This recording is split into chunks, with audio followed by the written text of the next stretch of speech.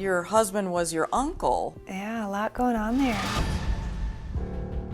Apple orchard owner Tim McNamara appears to have a perfect life, a wife, 2 children, and a successful apple farm in Soap Lake, Washington.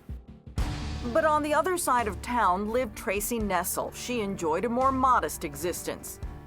I would see Tim McNamara on occasion in town. Tracy came from a broken family and grew up without a father figure. Well, I was born out of wedlock and I was not accepted by the McNamara family. So I grew up with the Gibbons, my biological mother and her family.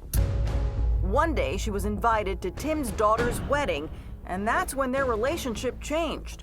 You were sexually attracted to him. Physically attracted to him. But any sort of love connection would have to wait. Though Tim was going through a divorce, Tracy was also in a relationship. But after Tracy's relationship ends and Tim's divorce is nearly finalized, the two can't keep their hands off each other. It was a physical attraction, but it was more, we were spiritually connected, we were soully connected, and he was a dad, he was my best friend, he was my lover, he was everything in one. Everything, including her uncle. They say my biological father is Denny McNamara. Tim McNamara's brother. That's right, it seemed Tracy's new lover, Tim, was actually Uncle Tim. We've never had a DNA test. But you ultimately did have a DNA test that showed that you were McNamara. I did. How would you describe the relationship between Tracy and Tim? A big hot mess. After months of dating, Tim transferred all of his properties into Tracy's name, including the apple orchard, his home on the farm, and 2 additional parcels of land nearby. Tim was concerned that his children would sell the farm, and he wanted to keep the farm intact as the McNamara farm. Bypassing his children and finding love with his biological niece alienated Tim from their community. So they moved to Belize and they bought a 50-acre farm. And it was our opportunity to go live our life and live it out, hoping that everyone would come around. And in less than a year, Tim makes his niece his bride. It was beautiful. That's to make me cry. It was beautiful. So beautiful that Tim drafts an emotional new will, leaving everything to Tracy. The will is very, very clear.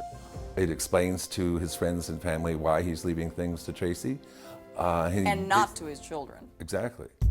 But after 2 years in Belize, how much of Tim's fruit fortune was there really? We were broke.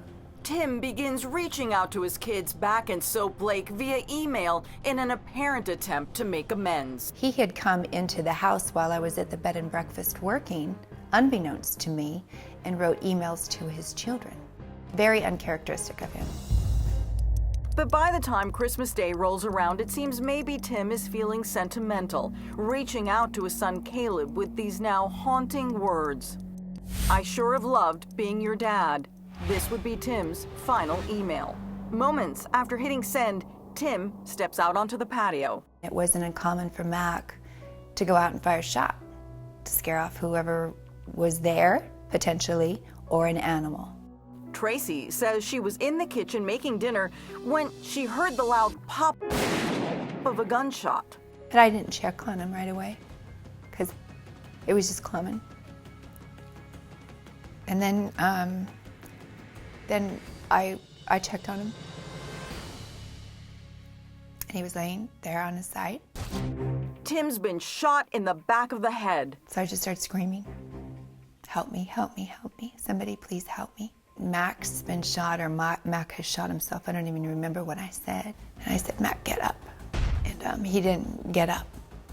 And I went and I kind of maybe moved him. "Mac, come on," but I never saw blood. I didn't see anything, so I still didn't know really what was going on. And so I screamed for a long time. A very long time. Nearly 3 hours later, an ambulance arrives, and it's not because of traffic. You had a phone in the house, We had a landline. but you didn't dial 911. No, I didn't think about it. I didn't know. By the time paramedics arrive, it's just too late to save him. Tim dies in the hospital around 11:30 that night, a full 5.5 hours after police reports say he was shot. I have no idea what happened. Did he fall? Was it an accident? Was there someone else out there? Was it me? Even authorities thought Tim may have taken his own life. Tracy reaches out to his son Caleb, who arrives on the next flight. I asked Caleb, I said, "You really believe that I did this?" He says, "No." But the following day, police in Belize bring Tracy in to ask a few questions. Did you feel like you were a suspect then? No. Then police question Caleb. I don't know what conversations transpired in Belize with Caleb and the officials. But they don't appear to be favorable to Tracy. And Caleb said, "I highly recommend that you leave Belize now." Tracy quickly catches a flight back to Soap Lake, Washington. 2 weeks later, authorities in Belize release their forensics report. Then I became a suspect. The findings in the forensic report are damning. First, it claims there was blood spatter on Tracy's shirt, no gunshot residue or blood on the victim's hands.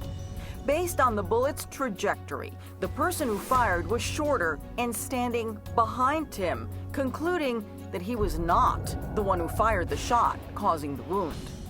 What's on Tracy's shirt is transfer.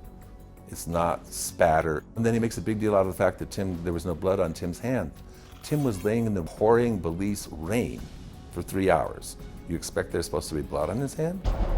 That is not my understanding of what happened. We can't contort ourselves quite enough to make it happen. So who shot Tim McNamara? We allege that Tracy Nessel did. After receiving the report, Tim's children, Caleb and Jennifer, hire attorney Karen Kohler to help build a civil case for murder. The motivation was financial.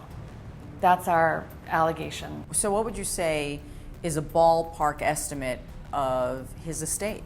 Between $1.7 and $2 million. Not only had Tim deeded Tracy all his assets after his death, it's uncovered that there are 2 life insurance policies worth almost $500,000, all in Tracy's name. From the time she entered his life took a complete turn for the worst. And then he dies in a way that is not consistent with suicide. Tracy maintains Tim had some very serious issues weighing on his mind. On the night Tim McNamara died, his son Caleb took the first flight out to Belize and stayed with his biological first cousin and estranged stepmom, Tracy. A night Tracy admits crossed a whole new set of boundaries. Caleb stayed with me the very first night at our home. What do you mean? He stayed with me one night. After, Mac died. and that night, you and Caleb had sex? We took a shower. We were involved. Caleb says it's all a lie. She's a pathological liar. Fact or fiction, Tim had been dead less than 24 hours. I don't know what I was thinking. I really don't. Was his absence scary for me and that I just needed that comfort, like Caleb was there to take Mac's place? I don't know. It appears confusing because Caleb was your cousin and then you married his father, which made him your stepson, but your husband was your uncle. Yeah, a lot going on there. A lot of terms, yes. Even more shocking, Tracy claims they actually had on and off sexual relations going back many years, and she says Tim knew about her sexual history with his son. Caleb denies the accusation that the two had an affair. She's the one that's supposed to be devastated, and she's having shower sex with his son less than, 24 hours after he dies? Yeah. Wife, niece, cousin, stepmom, murderer? Whomever Tracy Nessel McNamara is, police in Belize issue a warrant for her arrest. Camped out on Tim's farm in Soap Lake, Tracy can't leave without running the risk of being returned to Belize. Tim McNamara's children are able to secure some kind of justice, a Washington civil court holding Tracy liable for the civil murder of her husband, Uncle Tim. Even tracking the Glock used in the shooting to one she bought in North Carolina and secretly shipped to Belize. In total, the court granting a $3.3 million judgment for a crime of illicit passion.